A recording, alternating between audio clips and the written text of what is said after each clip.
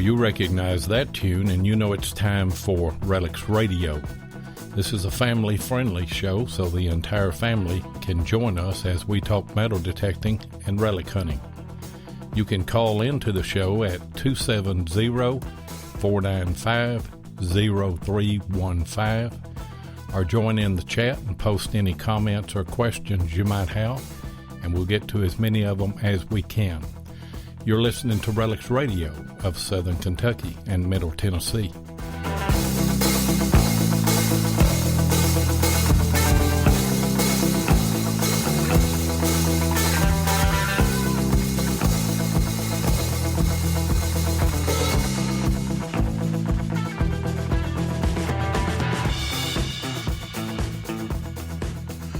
All right, we're live once again from the foothills of the Cumberland Mountains in Southern Kentucky and Middle Tennessee. I am your host here on Relics Radio, Digging with Seven, and my co-host. And I'm your co-host, Tennessee Jeff. There we go. And we've got, I've got Mo, Larry, and Curly on the Skype here tonight. Yeah, we got Dave Miller in. There's Jordan, Rick. Chris is down here. He was the first one. But we couldn't do the show without you guys, could we, Seven? No, they are as important as our guests are. And we've got a great show lined up for you tonight. If you are into metal detecting, and I guess that you are, you certainly probably wouldn't be tuned into this show because that's all we talk about, ain't it, Jeff? That's it. We try to keep it relics, and we'll stray off every now and then, but we just mainly try to keep it relics. So that's what we know. And we got Jeff Ford. Jeff, are you on? I am here, and I appreciate y'all having us on. And we got your buddy, Wes Stringer. You on, aren't you, Wes? Yes, sir. Thanks for having me. Oh, I tell you what, we've been excited about this. I think that we're going to get a lot of people on the show here tonight listening. And by the way, we want to welcome all of our live listeners in the United States and in Canada. And also those of you that will catch this program on the archives, either in the U.S. or Canada. But we also have listeners in Australia, UK, the Netherlands, Germany, Malta. We're just everywhere, ain't we, Jeff? We are. And then a lot of them, I was like, you was telling me where they were from, and I was like, where's that at? And then I would have to look it up on the globe. And then I didn't know that was over there. I thought it was over here. So, but we appreciate all you listeners, too. So yes, we do. The obvious thing here is the great silver hoard that you two guys got into. And I know that Wes was the first to get on that site, got the permission. Wes, why don't you just kind of start us off and tell us about the initial contact with this place? Well, I was door knocking that day, and I pulled in this guy's driveway, and he met me outside his front door, and he said, hey, what's going on? And I told him I wanted to metal detect, and he said, oh, sure, you bet, no problem. He said, I'd if I was you, I'd start in the backyard. And I was thinking, oh, I didn't really want to go in the backyard. I want the front yard. So I gave it a chance. I walked back there and grabbed my detector and got ready and got a hit. And I tried to dig, and there was a layer of gravel there. And I thought, oh, this isn't going to be all that good. So I didn't dig. I left that. It was like a penny or something. And I thought I'd give it a chance. I hadn't been there very long, so I started swinging. I wandered off maybe, 20, 25 yards down the hill, and I heard something really loud. I just got this detector not too long ago. It's an E-track, and I'd never heard really heard silver out of an E-track live, but I heard something real loud, and I thought, oh, okay, it's going to be probably a quarter or something. So, and it was. The first thing I dug was a '64 Washington, and I man. I was happy. I was just really happy. We lost Plugmaster there for a minute, but I called him back. So go ahead, Wes. I just keep talking. I might get lost again. Okay. We're trying to get home, so just call me back if you do. Okay, will do. Go ahead, Wes. I didn't mean to disturb you. That's your buddy, though. It's not mine now, so you can blame him. No, he's good people. He's really good people. I'm telling you. I agree. But no, I'd never dug a silver Washington. The only other silver quarter I'd ever dug was an 1899 Barber, and it was by accident, I'm sure. But anyway, no, I was happy. I could have quit right then and just went home and been happy with it. But no, I put my plug back in, and I moved up about a foot and got another hit. And so I got down there and I popped the plug and out pops two halves, $2.50. Oh man! And I kind of looked around a little bit and seen if maybe somebody played a trick on me or something, because this doesn't happen to me. No, this would never happen to me. And I was on fire. By that time, I'd done called my wife after I'd done that, because usually I go home empty-handed, and so I kind of collected myself and I put my plug back, and I thought, well, let's look around some more. So, I moved another foot or so over, and it hit again. I was like, are you kidding me? My inner monologue was going 100 miles an hour. And I was just beside myself. So I dug those. So at that time I had 5 silvers, and I hadn't been there, I don't know, less than 10 minutes. No kidding. Man. Yeah. And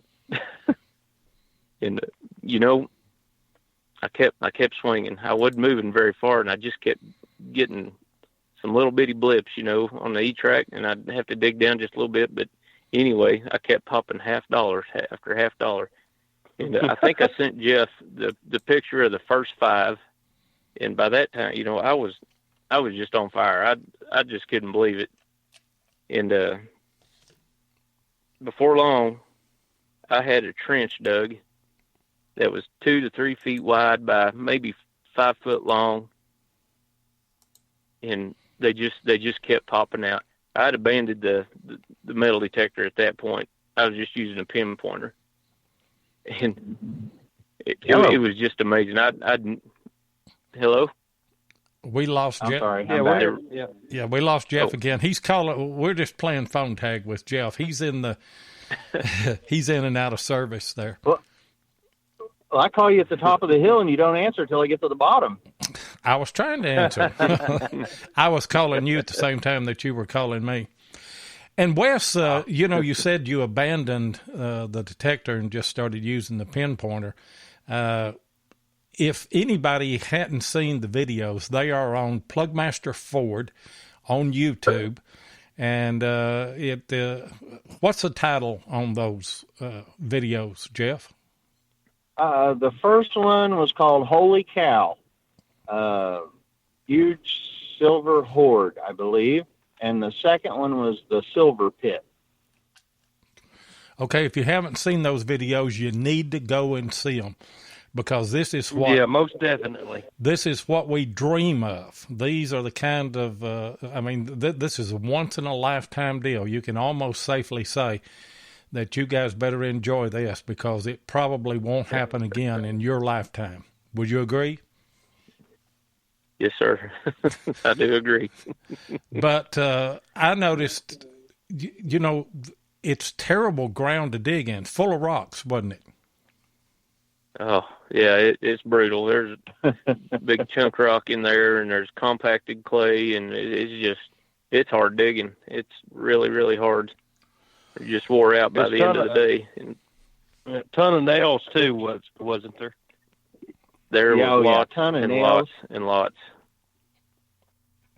Lots of nails. And one thing about it with that clay that was under there and the fire, it's almost like Adobe in some places. You know, it's almost like cracking through pottery.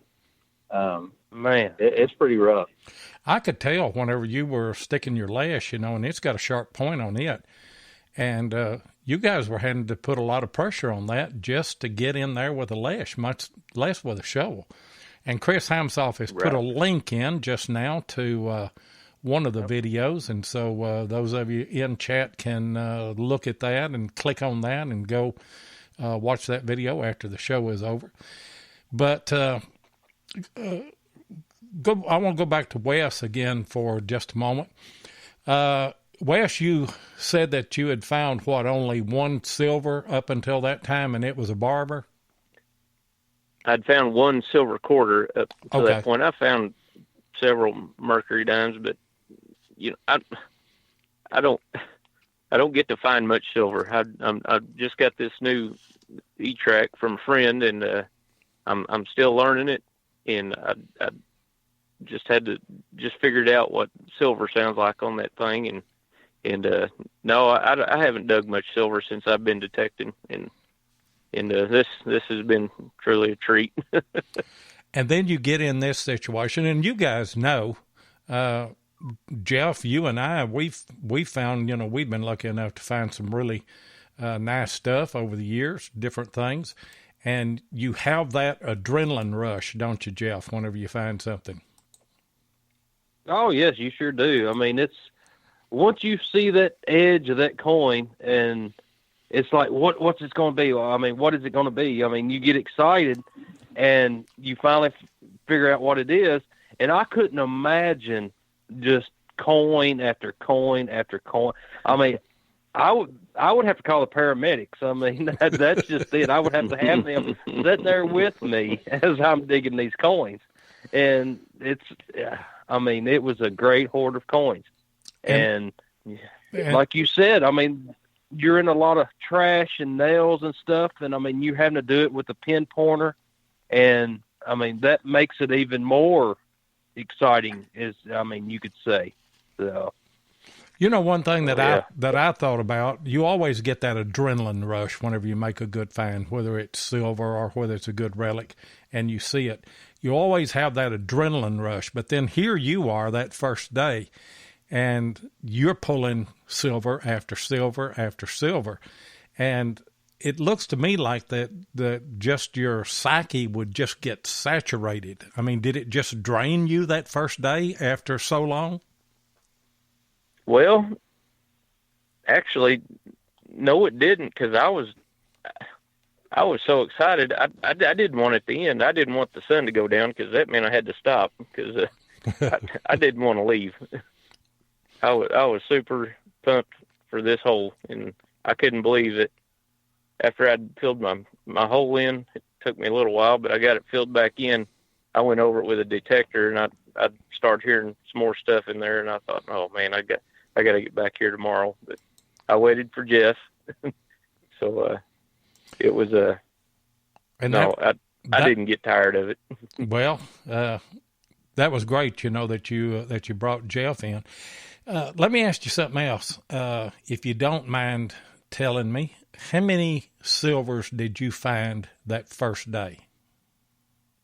That first day was 132, I believe was the count. Oh my goodness. Man, well, can you imagine? See, that's a sight right there that would hurt a man, because, I mean, luckily you found it while it's cooler in the year. I mean, early spring.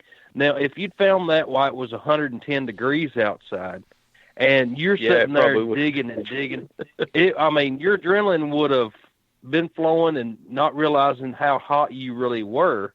And, I mean, it could have been bad, but I'm glad you found it this time of year. That's just Right. that is Yeah. just unbelievable. I mean, there are people that work all year long and are lucky to get 100 silver coins, and you get 132 in the first day. I just can't wrap myself around that. What you need to do, hey Loy, you need to ask him how many of them were bucket listers. Yeah. Okay. How many were bucket listers? Just about all of them. You filled your bucket plumb full, like, man. I kicked a hole in the side of my bucket, and they just kind of ran out. You did. Well, name them off. What hadn't you found up till that day that you started on that? I'd never found a silver Washington, and let's see, there wasn't no SLQ that first day, but a Kennedy half, a Franklin half, a Walking Liberty. Believe it or not, I've never dug a silver Rosie until that day. And at the very end of the day, it was dark, and I can't remember if I was talking on the phone with Jeff or if I was texting, but I had one more hit. I thought, man, I'm just going to dig it. It's just 3 inches. And I popped out a peace dollar right at the end. And it was a lot of fun, guys, I'm telling you. Yeah, I was at home, and I'm thinking, and he texts me and says, I just popped a peace dollar. I'm like, dude, it's dark. And I bet, Wes, you were like, well, bring the flashlights. I mean, dang. Yeah. We could have set up shop right there, and we could have dug for days and just still kept popping them. How big? Yeah, but I'll tell you that. I will tell you this much: as hard as that digging is, when that sun goes down, you listen to God and say, "Yep, time to go to bed." Yeah, because you were tired. Yeah, I could tell that that it was wearing you guys out, and Plugmaster, and I'll say Plugmaster because we got 2 Jeffs on here. That had to be brutal on you that first day, getting text and getting information and seeing if he sent you some pictures and what have you. That just had to be killing you, didn't it? You know what? It didn't. My wife's looking at me and she basically said, "Why are you so giddy? And who are you texting?" And I said, "Listen, Wes has got himself into a cache of some sort. He's pulling coins left and right." And she goes, "Really?" And my wife usually, doesn't even care about that stuff. And I said, "Yeah." I said, I showed her the picture that he had sent me over, earlier in the day. And I said, he was up to 23 and at one time 23 halves. And she's like, wow. I mean, she saw my excitement for him. And I just, throughout the day, I felt like I was part of it because Wes and I felt like I was bothering him, man, he's got these coins everywhere. He has to stop and text me back. But now I realize he was probably looking forward to that just so he can put that shovel down for a little bit and rest.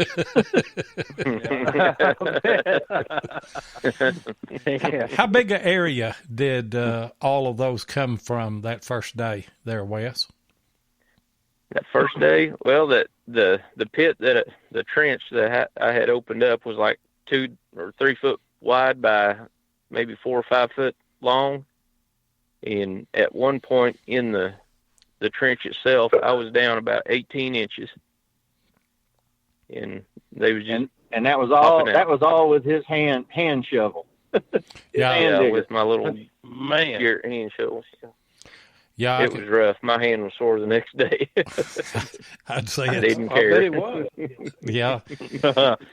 Just pop the blisters and keep on going. I mean, that's all you can do. That's right. Could you imagine? Me and Jeff were hunting the other day, and we were both wore out. I mean, we had hunted one spot in the morning and then went to another spot, and we'd hunted all day, and both of us were just absolutely wore out. And then he popped out a real good find that will be on this next week's video. I won't give it away, Jeff. But it's funny how you're not tired anymore whenever you find something like that. And you don't realize how tired you are until you just, you finally do quit and go home. Of course, I had to drive an hour and a half back home. and he didn't. But you just don't realize how tired that you really are until you get finished. Yeah. Right. Plugmaster, tell us about your first day coming in on that then. Well, I'll be honest with you. Wes called me on the way home, and we, talked about it, and I mean, it was awesome. And he asked me, he goes, "What are you doing next Friday?" And I was like, "Well, I'm pretty sure I'm clearing my schedule, And that's right. So, well, anyway, I thought, he said, he goes, "Man, there's lots of targets," and I was like, "All right." And I said, "Yeah, let's plan on it." And of course, Wes will tell you, I kept checking the weather all the time, and it just kept flip-flopping. And honestly, I was about to flip out because it was like 80% chance of rain. And Wes said, "Oh, don't worry about it. It won't rain."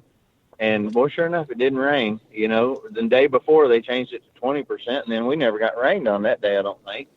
And Never had next time we did, but yeah. And so anyway, so I go down, I got up early in the morning, took off, and I was thinking, man, if we could pop 10 silvers, and really I was hoping for 10 halves, I would have been tickled. And so, and we did it just the same way Wes did it before, except we had brought pickaxe. Did we bring pickaxes the first time?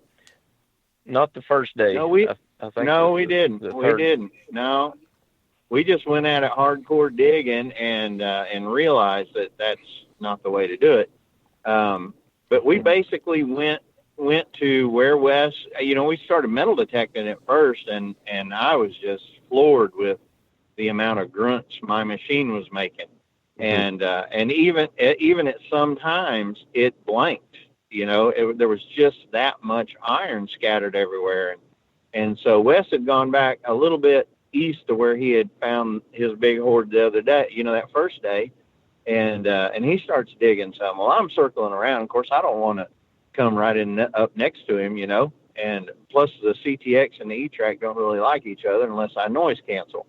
And so I was just kind of hanging around the edges, and I wound up busting a quarter, but I did wind up, Wes said, get in here. And so I wound up getting a signal, and then I put the machine down, and I would use it to check every once in a while. But that first time, guys, I had my 11-inch coil on, and it was really hard. It's really hard to get through all that stuff in order to get a signal. But we wound up digging out. In the wrap up of that video, you'll see us say it was 198 coins. But Wes had 2 in his pocket. He missed. So we had 200 total for that first day. And so, I mean, that's on top of Wes's first day of how many coins? 131. Yeah, 132. 132. Yeah. So we were at 332 after 2 days of doing that. And I don't want to give out too much, but it gets better. Oh, yeah. Jeff, Tennessee Jeff and I talked about it, and Jeff, you had kind of an observation and a concern about using a metal detector there. And what was that? It's unbelievable that the coins that y'all are finding, that the detector will not pick them up no deeper than they are, with all the scattered iron around and stuff. And I mean, that makes you think, what are we missing when we go to these nail infested home sites? So, yeah. I'm very depressed over it. I'll be honest. I walked away, and I would look at Wes and just go, how is it? This is unbelievable. How is it that $50 that was 2 inches under the soil didn't register on my machine? It's just crazy. And I've gone to the 6-inch coil, which does make a difference. But still yet, it's still hard to get a signal. And so basically we go to a method of just sitting down on a pot, getting stuff out and just taking the letch and scraping away 1/4 inch at a time. And you'd be amazed how many just pop out doing that. And then you hit it with your detector and hope for a squeak. And if you get one, you drive your letch in and pop it up. And, 50% of the time, there's more than one that pops up. It's just been crazy, and I can't wait for everyone to see next week's video. It's pretty fun. Well, the week after that's even more fun.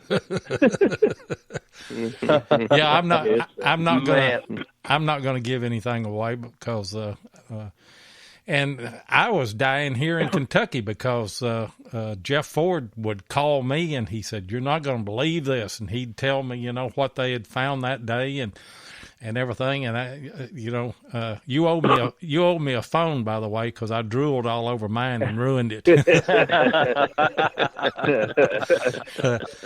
So, but evidently, Rick Ward's got a question. Okay, go ahead. If y'all can answer it, did y'all try to find out why they were there, or what was the site before the house was there? Can y'all answer that? I mean, well, yeah. We don't know why they were there. It's if you look at the coins and everything that we're talking about, 64 is the cutoff date. It was probably a deal of, and there's one or two people that could have been the ones, and again, we'll get into that more towards the end of the Hoard. But there's one or two people that could have buried it or whatever they did with it. We don't know if it was in the walls of the structure. We don't know if it was underneath, buried somewhere. We assume it was buried, and then of course it got bulldozed after the fire and everything. And so, but it's most definitely it's a purchase of a large amount of silver, and it would have been classified as junk silver. There are a couple coins which you'll see in upcoming episodes. There are a couple coins that might have a little bit more value than melt, but not a ton. And again, and of course, I always get attacked on there because I rub the coins. I always joke. It's like, we're not digging up Mona Lisa's, guys. Come on, Yeah, that's right. It's a metal disc that they stamped with a machine, and it's so anyway. It's a good thing we don't do this for the money. I guess there's a lot of people that do because it freaks them out. But anyway, almost, I can't say all of them, but almost every coin that we find has some pitting because it saw extreme heat. Some are worse than others. And Wes can tell you, some of them have like I don't know what it is, concrete iron infusion in them. That's what. And it looks hard, like a piece hard of to get cast iron. Yeah. Looks like what? It's almost like a nail. What did Wes say it looked like? It looked like a piece of cast iron, just a coin-sized piece of cast iron is what it kind of looked to me like. You could see that they were in rough shape on the video there, and you can. I knew Jeff was going to rub them, and I knew he was going to get grief for it. But they've been in the ground. They've been through all the freezes and the thaws, and especially in a rocky place like that, and with all the nails and everything. It's just they've had a little bit of rubbing in their life. That's what I always say. That thing's been in the ground now these hadn't been in the ground for 100 years, but a lot of times I'll tell people, it's seen 400 to 500 freezes and thaws with expansion and shrinkage of the soil with all them sandy soil and everything. But for some reason, when I pull it out and wipe it once with my thumb, it puts it over the edge value-wise. I don't understand that, It doesn't. I get a kick out of it. It doesn't. It's just that people, they want to, everybody has their way, and that's your coin. You found it, and you can do exactly what you want to with it. That's exactly right. But as far as the videos go, the reason I started doing that was I wanted people to feel like they were with me on this hunt, and of course I've got guys that I watch, all the time, and it really drives me insane if they pull a coin and just tell me what it is, but they won't clean it off to where I can see it. You know, I have to take their word for it that it's, you know, a Merc or that it's a Barber or whatever. And it just, for me, it kind of kills the whole reason I watch, you know, and you guys are probably like me. I watch YouTube when I can't hunt. Yeah. And I want to experience a hunt. And so, I don't know. That kills me. I'm not the kind that ever sticks around for a wrap up at the end of a hunt. I just don't, because that's, I don't watch it to see what the end result was. I watch it because I want to feel like I was there with you, and that's what I try to do with my videos. And if I don't wipe that coin off to where you can see it, I'm curious. I'm like a cat. I got to see what it is, I do too. And, hey guys, like I told someone the last good coin I found, of course it's going to be on the next video, right, Seven? It'll be week after next. It'll be on episode week after next. 170. And see, I'll admit, I'm not a coin guy. I mean, I've never said I was, but I didn't even know the United States made this coin. And I found this disc, and it was had so much crud on it, you couldn't take a toothpick and get it off. You couldn't do this. So I finally put it through electrolysis, and it come out real good. I believe it come out great. And like I said, I had no idea what this coin was, but it was like some of your coins that y'all guys have found. It was just had so much crud on it. And then, of course, this was my first time of doing electrolysis on a coin, but it turned out real good. So. It did, and I run both of those clips. I run the first clip where you found it, and then the second clip after you said, well, let me get it cleaned up and we'll see what it is. And then you made a couple of still shots of it, and Jeff was scouting on that trip. I wasn't there. So he made a couple of still shots, and I threw them in. That's after running the electrolysis. And it, came out pretty good. Hey, guys, we're coming up on a hard break here. Let me run an ad, and we'll be back in 2.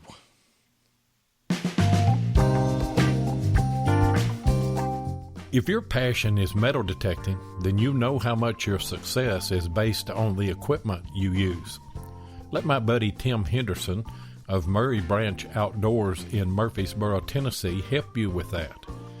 Tim is an authorized dealer of Garrett, XP Deus, Tesoro, and macro detectors and supplies. He also carries a variety of aftermarket coils. Murray Branch Outdoors is not only competitive in their prices, but the service after the sale is second to none. We've all experienced those situations where we purchase a new detector and then we get out in the field and we have questions about settings or operation of that particular detector. Well, I tell you what, with your purchase from Murray Branch Outdoors, you're also going to get Tim's personal cell phone number. That's right, his own cell phone number, and you're just a quick phone call away from getting answers to those questions. Now try that with some chain store purchase of a detector. Murray Branch Outdoors also deals in used detectors, and he'll give you top dollar for your trade-in whenever you decide to upgrade. So give Tim of Murray Branch Outdoors a call at 615-948-4611 and tell him Relics Radio said hey. Rick Ward has a question. And he said, what did the landowner think of you guys finding such a large cache of coins?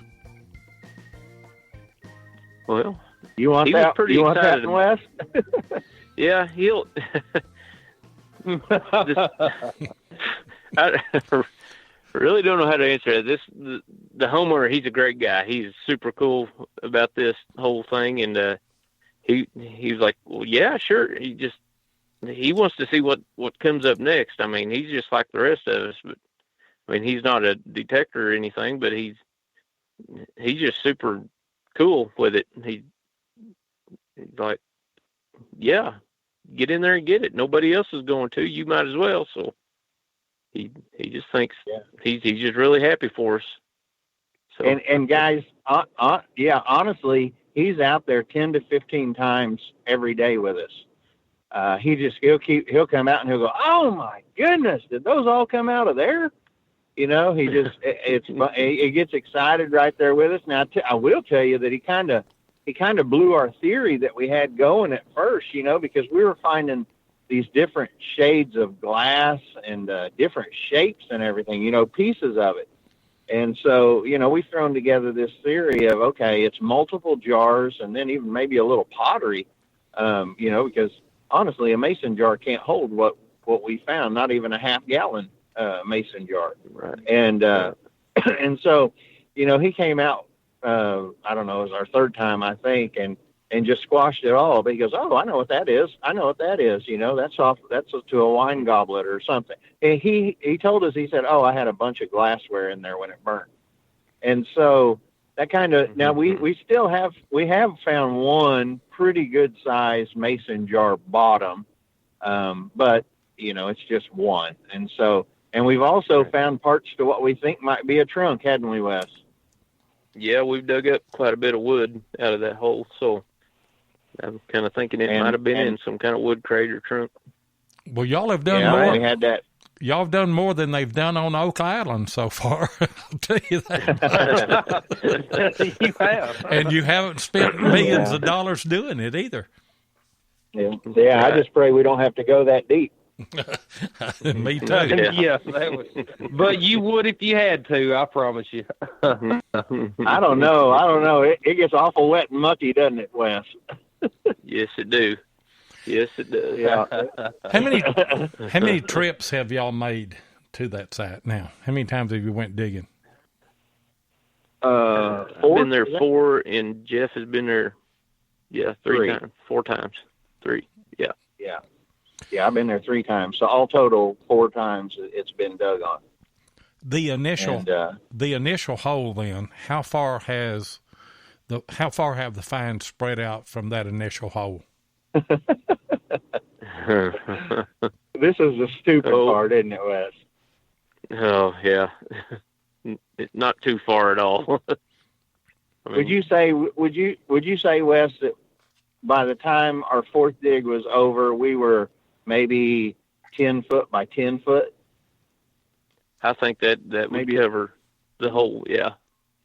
Yeah, that's the pretty perfect close area right there. Yeah, that's really close.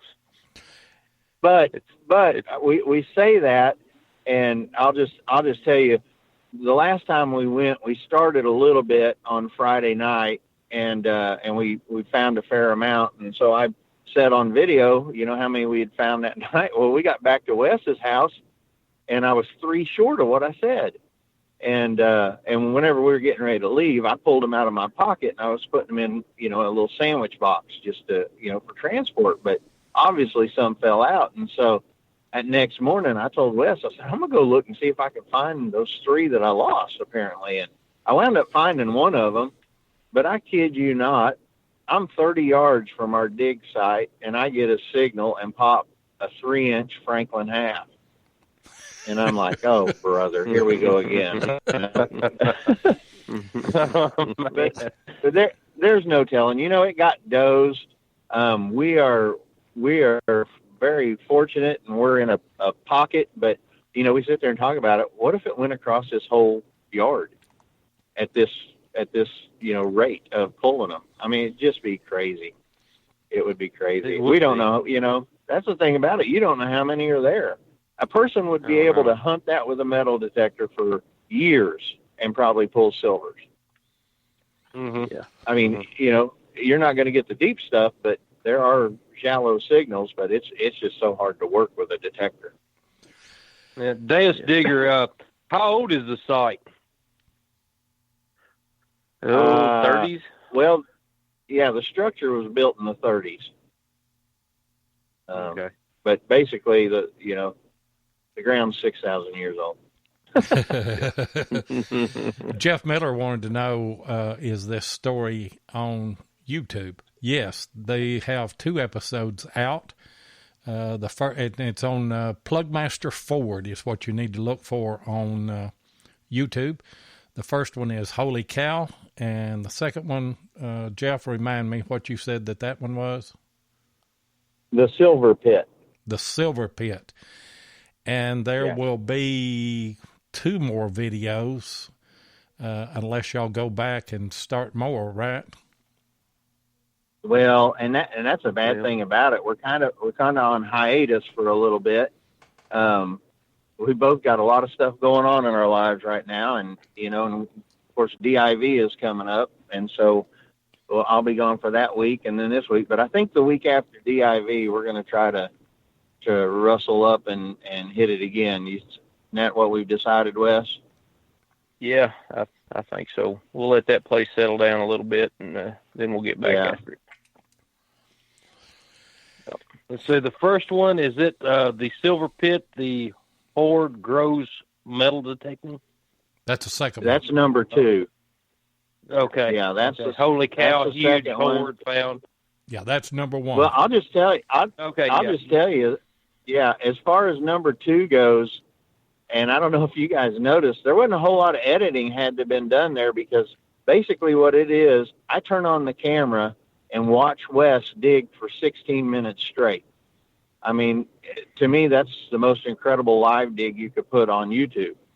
And because, he would just pinpoint and he'd chip off some dirt and boom, there'd be 2 edges or there'd be 3 edges or whatever.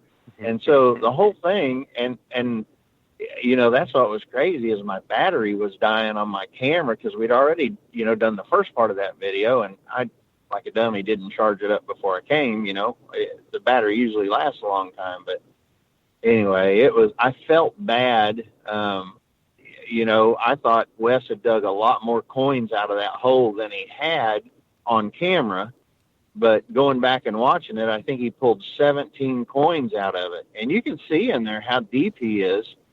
But I put the camera on the charger and I came back, and Wes was spent. Honestly, he was wore out. It wasn't like that. He had just started, and this thing doing it by hand, and this was probably the worst dirt we had hit. And so I jump in, and we just keep going back and forth. And so, one of us would pinpoint, the other one would pop stuff, and then we'd grab them and get them in. And Wes was probably, what do you think, Wes, 14 inches deep whenever we started going back and forth? We wound up taking the hole down to about 22 inches. Now, we reamed it out a little bit, but we wound up taking that hole to 22 inches, and it went from 17 coins to we pulled 103 out of that. I mean, it was just absolutely insane. And what was funny, and I told Wes, I said, man, I'm all excited about, the second part of that video. People aren't going to believe it. And then I went through to edit the video, and I went, well, my goodness, we only have 16 or 17 coins on video, and it was way better than that, But still, I told him, I said, Bill Hayes, he's wanting to know what the oldest coin was. That's coming up in episode 4. Okay. But episode 4, okay. Yeah, episode 3, we will pull the oldest one so far, and then episode 4 we smoke that. And so, it's as of right now, with what is out there, 1922 peace dollar is the oldest coin. Isn't that right, Wes? Yeah. Yes, sir. Yeah. 1922. Yeah. And for those of you that are listening, and those of you that will listen on the archives as well, we're kind of bouncing back and forth here because these guys have 2 more videos, and we don't want to step on that. So there are some things that they're going to withhold telling right now because obviously they want to break that story. And we're basically just working on the first 2, and then there's some stuff that even if you threaten to kill them, they're not going to tell you, like location and stuff like that. And I don't blame them. We've tried, hadn't we, Seven? Yeah. I'll tell you one thing, though. It could not have happened to 2 better guys. Well, thank you. We appreciate that. And I tell you what, Wes and I have had so much fun. Hadn't it, Wes? It's brutal. But, what's funny is we'll look at each other, and Wes will tell you, I've said this so many times, this is the stupidest thing I've ever seen in my life. This is just insane. I mean, and I've commented to people. I said, we're trying to wrap our hands or grasp what on earth are we into, and then we'll sit there and look at the big hole that we've got, the bucket full of silver that we have, and then look out and go, golly, this whole yard could be full of them. It's absolutely astonishing to think about what might still be there. Wes and I talked about that. Everybody says you dream about gold coins, and I said no. I said I for some reason in my dreams I've got a 3-foot sidewall with silver edges sticking out of it all the time. That's what is in my dream. Well, that brings Jeff, did you know you had a GPS tracker on your truck? Yeah. That someone told me that. Someone made that comment. I said that's why I went out and painted it in lead paint. Block all the signals. You bring up a good question about dreaming about a sidewall with silver sticking out. Did either one of you guys sleep the night after each of those hunts? I slept like a baby. I was wore slick out. I imagine so. Another question. Yeah, there's no, you're going to sleep. I mean, it's at DIV you get a break from the digging part, and that wears you out. You sleep good during DIV because there's a lot of detecting. You have to understand there's hardly any detecting. After we get going, and you'll see in the next couple of videos, how we've kind of changed our approach, and so, but the detectors are limited. They're limited on what they can do, and so basically we go to where we know we were last time, and we were talking about earlier. You had mentioned a lot of people say they'd be out there with headlights. Well, here's the crazy thing about it. We have had to plan every dig to fill the hole back in before it got dark. Yeah. And so it's kind of hard that you have to say, okay, you look at your pile and you go, that's going to take us 45 minutes. We're going to have to, cut it off right now. And so, but the landowner, he told us to leave it open. We're not going to do that. It's liability to him, and we don't want anything to happen that could do that. So, we put it back, every time, and it kind of stinks, but to be honest with you, we'll pull 10 or 11 coins out every time we're filling it back in just from stuff we break down. Oh, yeah. Mm-hmm. And, you and I talked whenever, I think the first time that you called, maybe second time, you'd call the first time just to tell me what was going on. And then when you got ready to do videos, you and I kind of discussed the best ways to shield showing where the location was. And by the way, you did a good job of that. Well, thanks. Have you had any audience around the spot? We haven't really. Yeah, we've had a couple times people have pulled up, and I'm like, oh, but Wes knew them, and so he'd go and talk to them, and I guess I don't know if Wes intentionally cut them off at the pass, but he met them at their car, and so that was good. But there's some people that have walked by, but no one has shown any interest. They probably think we're with the utilities company or something, looking for a gas line. Right. We do have a big pile of dirt. One old boy did stop by one time and asked Wes, he goes, what are you finding? And Wes let him know we were finding a lot of nails. And which yeah, that's the way you go. I've got some vests that you guys true. But you guys should have seen the look on his face, like, boy, that's a couple idiots right there. They dug a hole that big and they're finding nails, huh?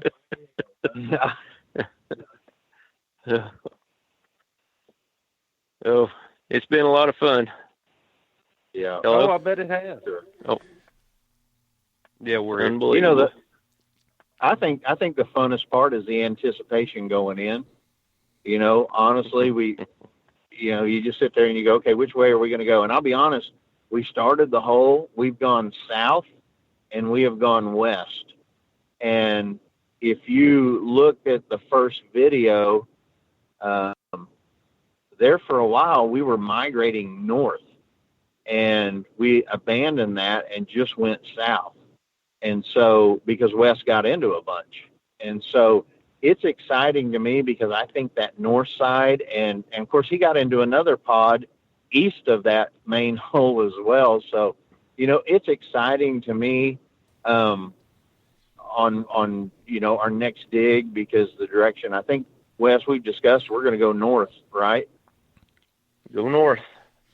Yeah, I think we're going to go north, young man. Yeah, go north, young man. And I honestly feel like that we will get into some bigger coins, and that's kind of what we, in episode number 4, we got into some bigger coins. Not to spoil too much, but I think that's the direction. In episode 1. Wes pulled 2 of them that were from that side. And so why we gave up on it, you sit there and you go, it's so frustrating because you could go any direction and it's going to pay off. And, but Wes really, when he went south there, we just got into it, and it just made sense when we've gone back just to keep going that way. Yeah. Yeah. Can you tell There's Rick Ward again. He's got a good idea. Tell the neighbors you're installing sprinkler systems. Yeah. Can you tell where the original structure was located at? Pretty close. Yeah, we know where the original structure was. Yes. Okay, and then how far out? The owner has pictures. Okay. How far out from the structure, then, is the bulk of this hoard coming from? Would you say we're under it, Wes? I think we're right under it. Yeah, I believe that. I believe we are. Oh, so you're right in the heart of the structure, then. So it would have right. been buried there. Oh, I see. It could have been. That's what, we didn't know. The first time we were there, the homeowner came out and he had a picture of this structure, and he said, it looks like you guys are right underneath where the back steps would have been. And we're like, okay. Huh. But then the next time he comes out, he changed his mind, and he goes, I'm wondering if these weren't in the walls or something. And so, he doesn't know, we don't know, and we're to the point now that it don't matter. No. It doesn't matter where it was. No. Yeah, it would be nice. As long as you find them, it really doesn't matter. But, part of the appeal of this hobby is to put together all the pieces of the history. And, we just do that. We try to visualize what it looked like and try to visualize where something was at, why it's where it's at now. Of course, I know you said it had been dozed. Mm-hmm. Yeah. It had been dozed, and we still find parts of the structure. We find blocks and things like that, and brick, and so they didn't clean up everything, but man, I'd tell you what, I'd pay money to know where that dirt was dumped. Right. How much dirt do you think that they took off of it once they dozed it? Can you tell? It would be hard to speculate. They guarantee you they took the top off because that's where all the debris was. But I mean, this was a very large structure. It's not like it was a little shack or something. This was a large structure, and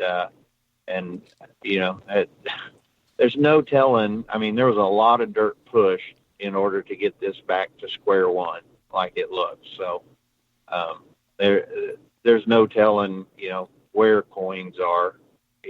I was talking to Wes about that, and we've been truly blessed that first Washington quarter that he found was kind of like an upside down volcano going down. It just kept getting wider and wider, and what a blessing that he got that signal, because I'll be honest, and Wes will tell you, it's hard to get a signal out there. It really is. It is. And it certainly is. And you're using your CTX. I can tell by your videos. I mean, it's really, really hard, and you're missing some of them big coins, and like you guys are doing, you're having to take your pinpointers. And I mean, like we said earlier, right? What are we missing at these old home sites? And Jeff is using a CTX. That's a high-end metal detector.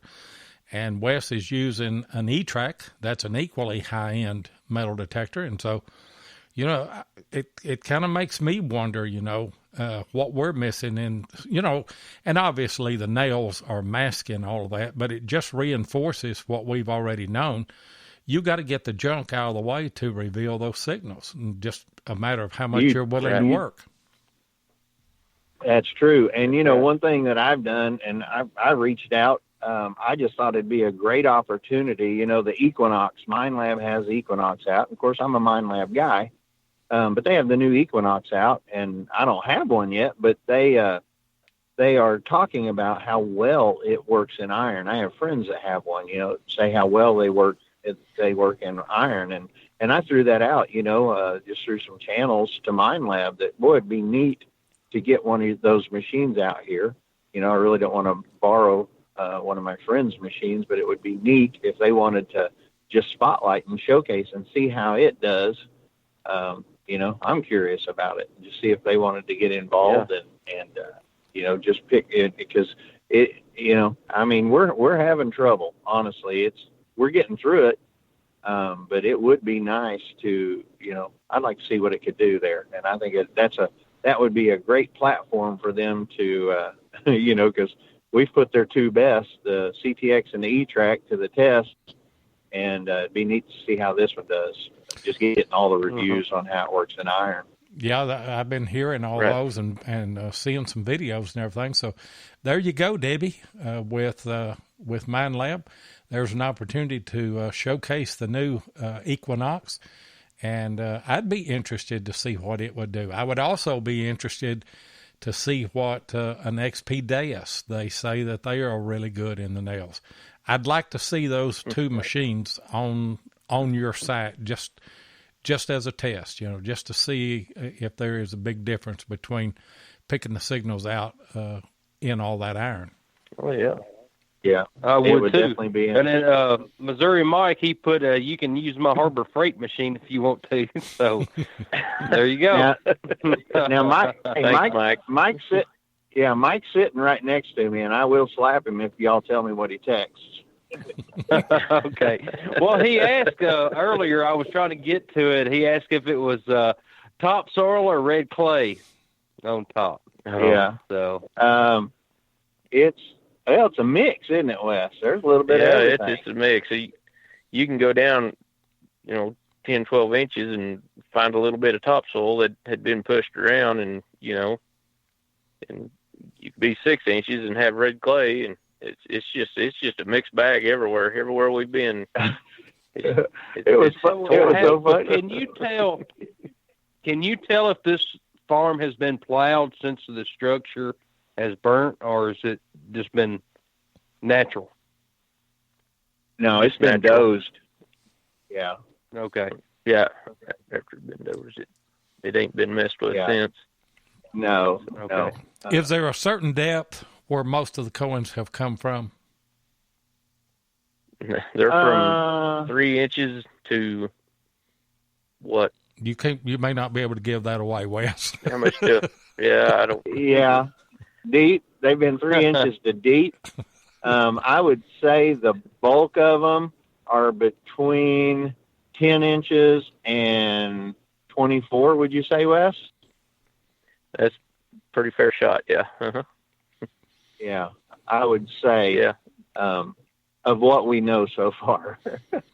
And that's challenging for any detector if there's not a nail around it, unless you're running the GPX, And well, I don't think we've gotten a signal that you couldn't just pop out with your ledge. I mean, it's not like you're going to get a 6-inch signal, from the top of the ground. It's just, you're not going to reach those. I don't know, Wes, how far was that? How deep was that first quarter that you popped getting in? It was like 3 inches, maybe 4 inches, but yeah, and that would be a good There wasn't get. no iron, no nail, so it was just a stroke of luck. There wasn't any trash or iron around it. It was just a nice clean signal, and then bam, just had to stay with it. And then bam, your whole life changed. Yeah, I was gonna say, I'm still baffled thinking about Wes that first day, because when I went down, he told me it was rough digging, and when I went down, I took my my Predator Raven, which that's a digging machine right there, and I got my first diggable signal, and I put that thing down and kicked it with my foot and about sprained my ankle. I was like, oh my goodness gracious! I had no clue, and then what's bad is it wound up being a nail, and so that's frustrating. But it's we got it figured out now. We'll just leave it at that. We've got it figured out now, so we're not near as sore at the end of the day anymore. Yeah. So. Let me I bet. Let me open up our phone lines. There may be somebody out there that wants to ask a question that we haven't asked or hadn't been asked in the chat. Number is 270-495-0315, and Tennessee Jeff put it in the chat there. And if somebody wants to call in, I think we can link you up with no problem and ask these rock star metal detectorists a question here. You'll say you heard them. Rockheads. Yeah. You'll say you heard them first on Relics Radio. That is true. I tell you what, I told you this, Loy, I really enjoy your show. I mean, I do. I enjoy the chat. I enjoy just, you're easy to listen to. Jeff, on the other hand, man, I'll tell you what. But, I tell you, we all, yeah, boy, we all really enjoy the show, and it's, we like the topics, and Mike and I, of course, we go on Thursdays, and so it's what we do on the way home. It's a little bit harder for me to watch the chat while I'm driving, and but Michael, keep me clued in, and he'll chat, and but we really enjoy the show. Glad you guys have it going, and just hope it continues on. Well, we appreciate that, and we appreciate it. Yeah. We enjoy doing it, don't we, Jeff? We sure do, and I mean, you're like Jeff said, you're a well-spoken guy, and then here I am, the funny guy. And you come out with these words, and I'm like, what does that mean? And I have to Google it, and that's what that word means. So, in the moments past. Yeah. Yep, that's it. Yeah, it just shot right over his head is all it did. Yeah, that was 10 comments down, and I'm like, well, I can't bring that back up. Never mind. Let's just go on with the show. I've actually reached out to American Digger Magazine, and you guys, I talked with. I hadn't personally talked to Wes, but I've been talking to Wes through Jeff, and looking at doing an article on this. Still trying to figure out the format, and I'm going to talk to Butch about that in the next few days, and probably get that going after DIV. But I was talking to Tennessee Jeff yesterday or last night, and I may have to come over there to you guys and shoot some good pictures over there, because I think I've got some ideas on that would make a great cover shot for a magazine, which I've done a bunch of in my lifetime, but I've got some ideas on that, or we may have to meet halfway and figure out a spot that we might get together and hunt or something and accomplish that. I don't know yet. Maybe we'll talk about that in Virginia. Sounds good to us. I'm sure Wes would be up for a road trip, wouldn't you? I believe so. I believe I would be. Well, my house is halfway, isn't it, 7? Do what? Yeah. My house is halfway, isn't it? No, your house is not halfway.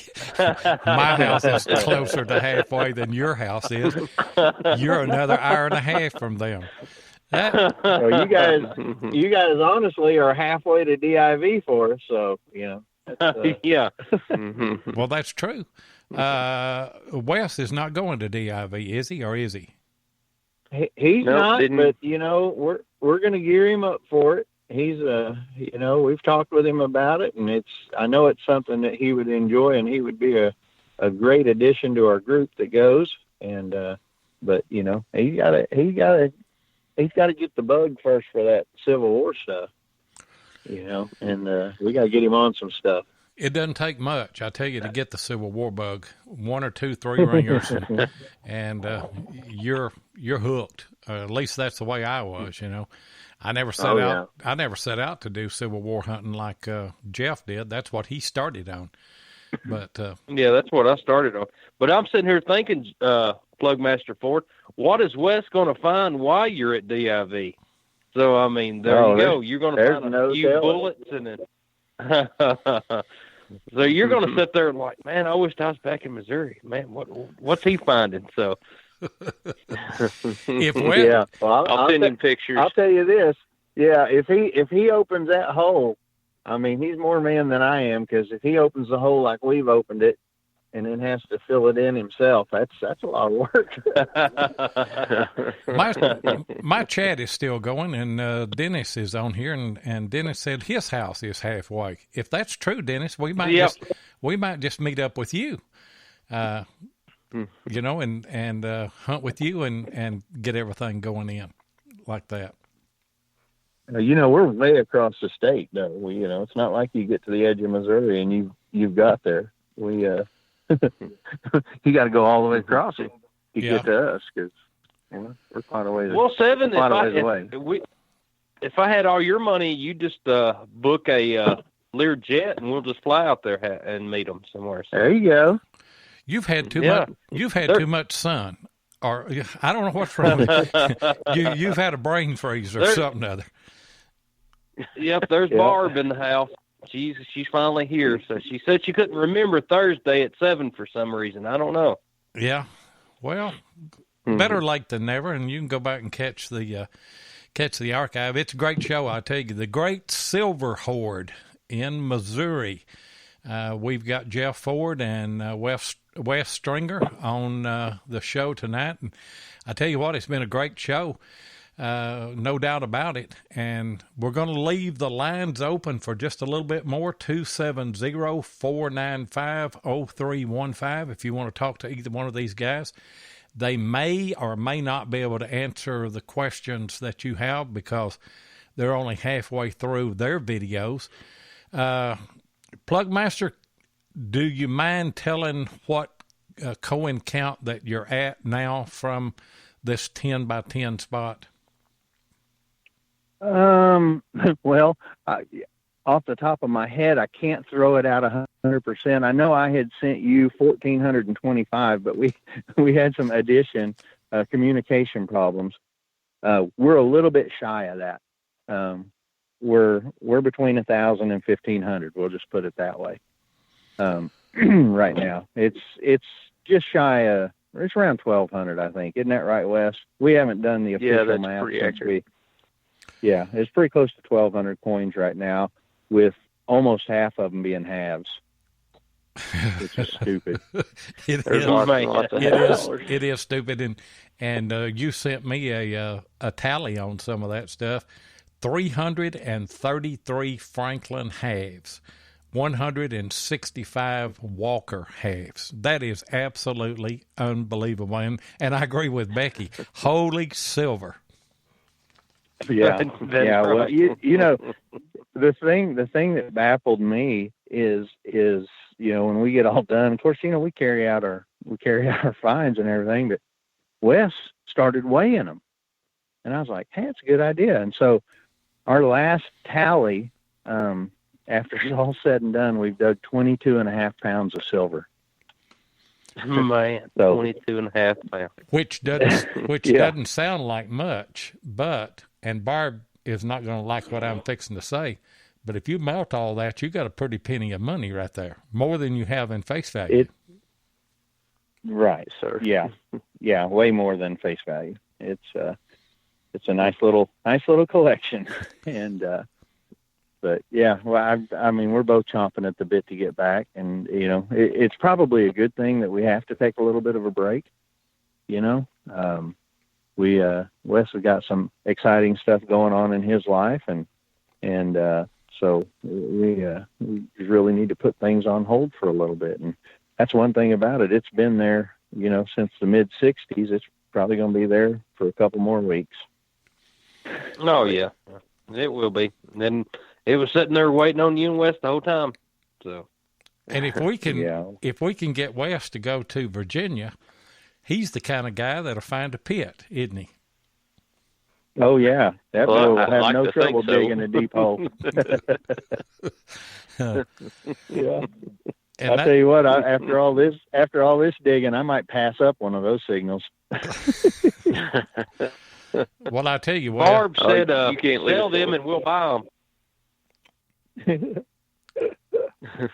Yeah. Barb, they're going to sell them at melt value. I hate to tell you that, but that's what they're not going to take face value on them.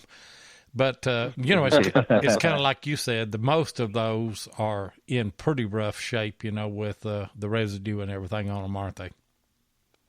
They are. Yeah, they're in they terrible are. shape. And Wes, me, I cleaned my coins, and Wes hadn't cleaned his, and it was pretty neat. We had our club, our metal detecting club meeting just 2 nights ago, and we both brought ours in. Well, I'd cleaned all mine, and he hadn't cleaned all his yet. I mean, he'd done the washed them off and everything, but not the cleaning like I did with the electrolysis and the other things that I had to use.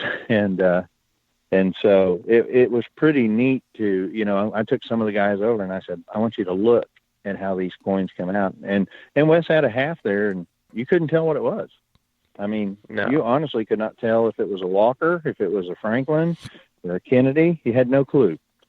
And I mean, you just can't tell. And I learned with that electrolysis, if I would leave them in there for about 10 or 12 minutes, then that stuff would release. I mean, it's still a booger to get off, but you can get it off. And I mean, I'm to the point with those kind of coins that, scratching them's not going to matter. So you can get aggressive on getting that stuff off.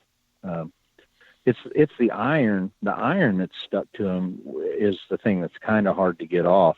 It doesn't react as well as far as releasing with the electrolysis as the green concreted like stuff does.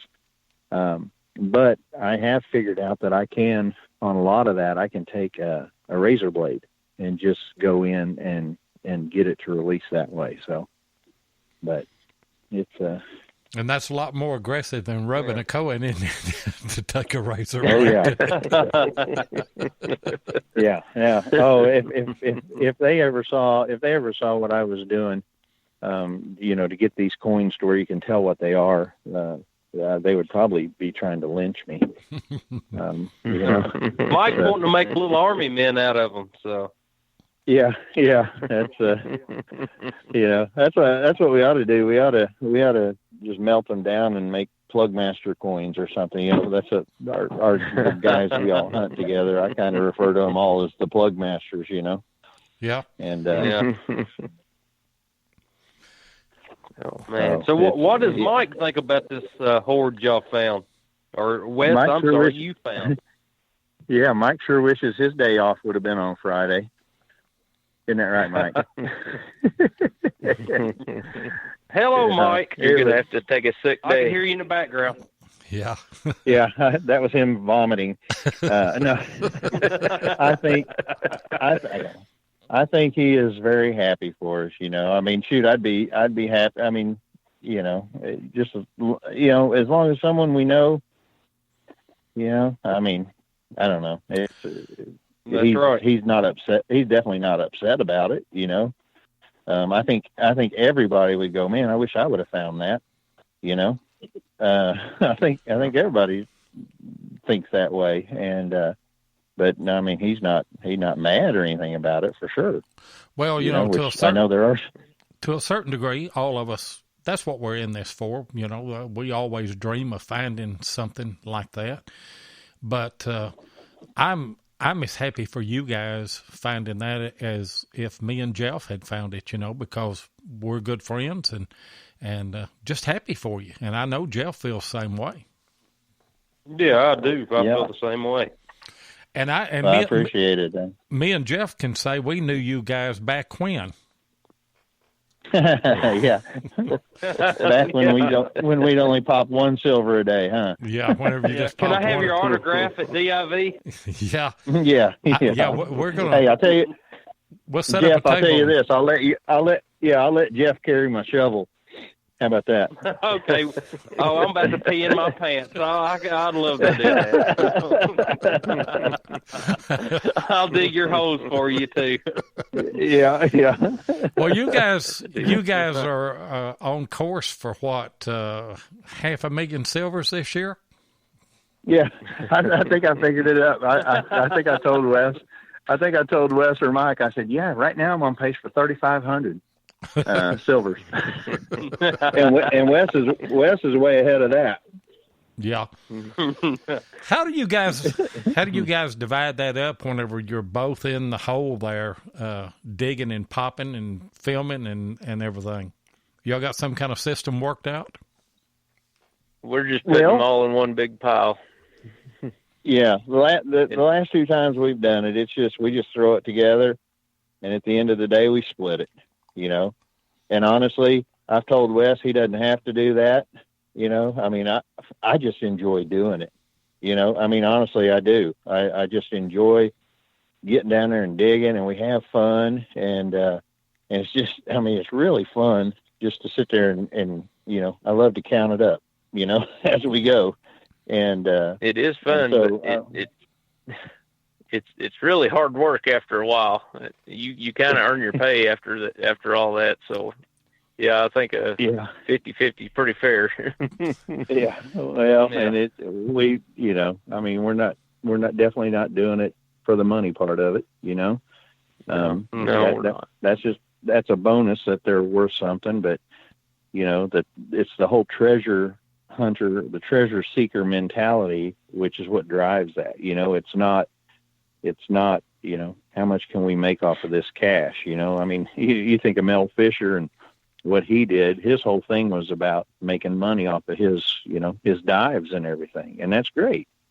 If a person wanted to do that, if we knew of a treasure that was something like that you could make a bunch of money off of, then that would be a different kind of a ball game. But this was 100% Wes just being in the right place at the right time and digging the right signal. And honestly, it's just fun. I mean, we're having a blast doing it. I'm thankful that we're getting it on video. And I'll be honest, I had to apologize the last couple digs, and you'll see it in the video. I would forget to video.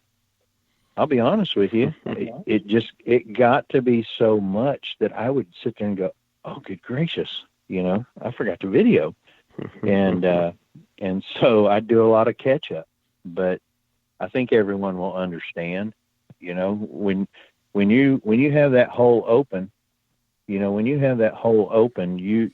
do have a time frame, and you have to close it up at the end of the day. So, even though I try to put the digging, the camera and getting the good footage as priority number one, sometimes it gets kicked back to priority number two a little bit, just so, we can keep it going. And I do feel awful guilty while I'm sitting there videoing Wes as he's working. Yeah, I can. Wes says, "Yeah, I can tell that you feel real guilty." You'll hear me. You'll hear me on video going, "Hey, dig right there, Wes. Dig right there." Yeah. You're a good coach, I believe you said, didn't you? In your last video, good coach. Mm-hmm. I tell you what, guys, it's been a treat having you on here tonight, and we've probably kept you longer than you planned to be on. This story is not over. Somewhere in the neighborhood of 1,400 silver coins. And if you missed what I said a while ago, 333 of them so far are Franklin halves, 165 of them are Walker halves. Those are things that you just don't find every day. And somebody threw a couple of war nickels in there, too. 501 quarters. I think they've got 3 Morgans at this point, 7 peace dollars, 80 Kennedy half dollars, 334 dimes. I mean, it is a dream come true. It's what everybody takes their detector out and looks for. And it couldn't happen to 2 greater guys, I've already said, but it bears repeating. And it's not over. If you haven't checked out their YouTube channel there, Plugmaster Ford, is where these videos are being posted. There are 2 of them right now. Episode number 1 of this was called Holy Cow, and the other one was Great Pile of Silver or something. I done forgot again. I'm an old man. It's the silver pit. The silver pit. And the one after that is Super Deep Treasure. Super Deep Treasure. But it's not out yet. It will be out, I guess, this next week then, right? Yeah, sometime, Wednesday or Thursday. I normally post on Thursday mornings. It's really hard for me to sit on a video. I really like to get them out there. And so I don't know what I'm going to do just because of what I have coming up. I'm not sure I will get number 4 edited and ready in order to post it during DIV. So we might, I hate to do it, but we might go 2 weeks before number 4 comes out. We'll see. If I can get the time to do it, I will get it ready to where I can put it out during DIV. But at this time right now, with everything I've got going, I don't know that that's going to be possible. Well, I'll give you a heads up, everybody that's listening as well. On March the 22nd, Jeff and I are going to do our Relics Radio show live in Virginia there at DIV. And I know, Jeff, you'll be there. Missouri Mike will be there. And Barb will be there. We're going to do that in the conference room at the motel. So want to invite all of you guys to come over and just be live with us there. It's just going to, we may take some call-ins, may have enough people there that we just toss it around and just have a good open show there in Virginia. Looking forward to that. And looking forward to the, future episodes, maybe episode 5 or 6 after DIV is over with. And congratulations, guys. What a find. Yeah, congratulations. Thank you. We really appreciate you being on the show. And then can't wait to see the next videos of it. And congratulations. And like Seven said earlier, it couldn't happen to a better group of guys. So, yep. Yeah, thanks. I'll tell you, we are definitely blessed. Definitely blessed. Yeah. And I've been, I tell Wes, I go, I owe you, and he says, no, you don't. We're having a good. I bought him dinner, so he says we're good. Hey, we're good. Hey, Wes, I promise you, we're good. Hey, Wes, I'll take you out to Longhorn or the restaurant of your choice. Jeff, you're going to have to step your game up, buddy. Yeah. Tim Hendricks, he put on there, the hobby is about the relationships, the outdoors, and the excitement of the find, even if it's an old relic or a super coin cache. So, I mean, that sums it up right there. That is true. Yeah. That is true. And Jeff and I had the opportunity to hunt with Tim Henderson and Ron Reed this past Saturday in Tennessee, and had a good hunt. We didn't find a whole lot of stuff, but we found some good stuff. And Tim shot some. He shot some video for us with the what do you call that thing? Drone. Yeah, with a drone. I drew a blank right there. Yeah. Great footage Yeah. with That's the when drone. my hat. That's when my brand new hat got through out the window. Let me tell all the listeners what I have to deal with. I'm the older I'm the old timer in the group, but I'm the one that always has to get out and open up those 4-ton gates, and swing them open and swing them back. And so I open the gate and everybody pulls through, and then I shut the gate and I walk back up to get in the truck with Jeff. And just about the time I reach for the door handle, he goes up about 10 foot, and so I kind of smile and walk up there, and he goes up another 10 foot, and he does that 3 or 4 times. And so whenever I finally get in the truck and we start out across the field to the site, I just grab his cap and throw it out in the field.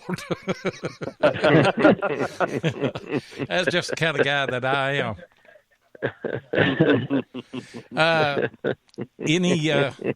Any parting thoughts there, Wes or Jeff, before we close the show out tonight? Well, I've seen some comments on some of the videos that people want to get out and find stuff like this, and they never have any luck. Well, I'm the guy that I hunted for 3 years before I found my first silver, and I tell you what, guys, this is just probably one of many that nobody knows existed, and just get out and look. It's probably right in your backyard, and you don't have any idea it's there. So you just get out and look. Rip up your yards, guys. That's right. Tear it up. That is, and that's good advice. I was gonna say closing, and that is, I mean, Wes is, he's proof that it just happens, and I've had a lot of people say that, we're ruined.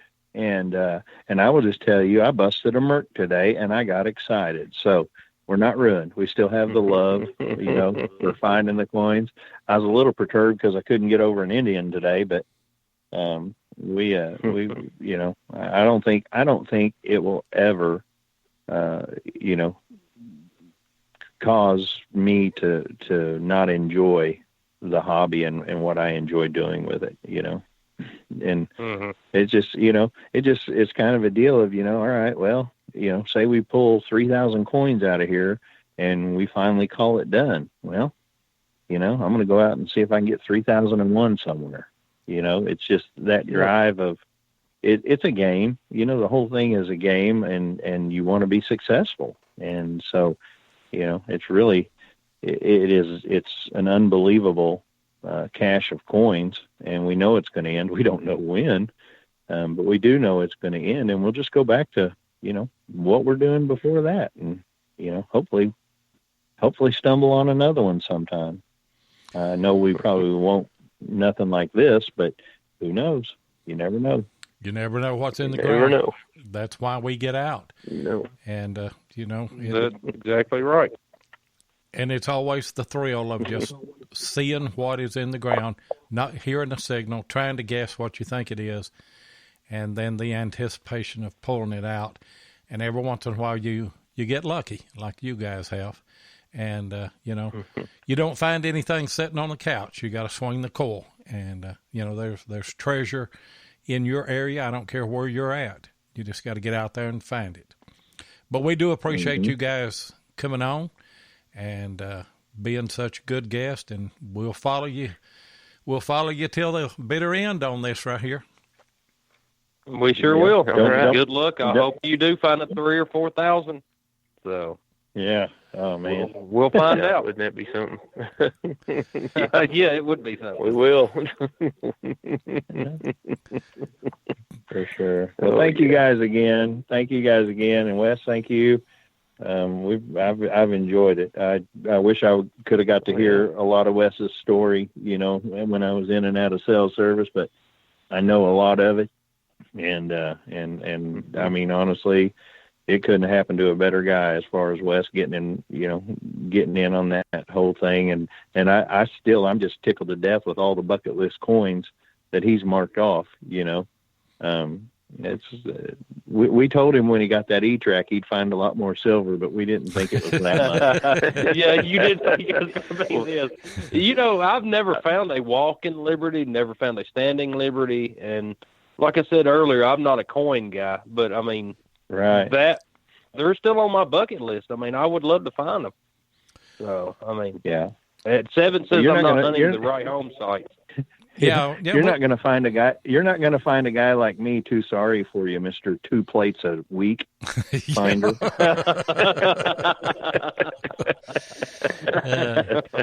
Yeah, we don't have too much sympathy for Jeff. He's a great hunter. There's no doubt about it. But Jeff works for it. I mean, Jeff will dig those iffy signals, and a lot of them turn out. He's taught me a lot hunting with him.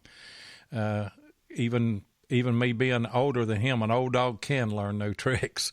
So I appreciate him. And you've taught me a lot, Seven. Well, that's the way it's supposed to be, I guess, is that we just go back and forth and share with one another.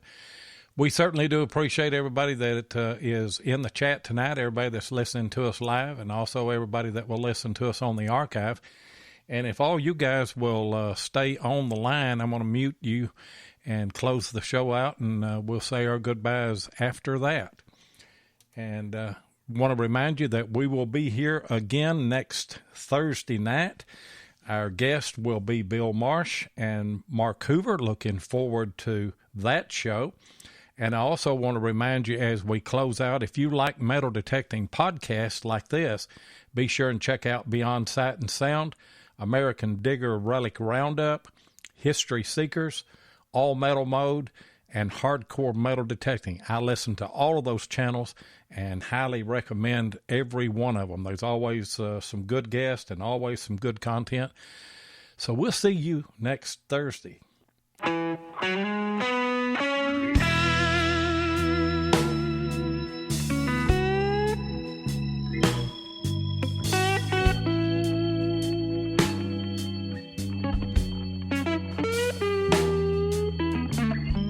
Thank you for joining us tonight on Relics Radio. We certainly appreciate it. Be sure and join us live each Thursday night at 6 p.m. Central Time. That's 7 o'clock Eastern Time here on Spreaker. Or you can catch the archive show at Relics Radio on Spreaker, iTunes, or iHeartRadio. Please take a minute and hit the like button, and be sure and follow us so that you'll get notifications of all of our upcoming broadcasts. You can also find us on YouTube at Diggin' with Seven or Tennessee Jeff. Or you can check out our Facebook page, Relics Radio. If you'd like to get in touch with us, then send an email to digginwith7@gmail.com. We'd love to hear from you. We hope that you'll join us next Thursday night, and until then, get out there and dig some history.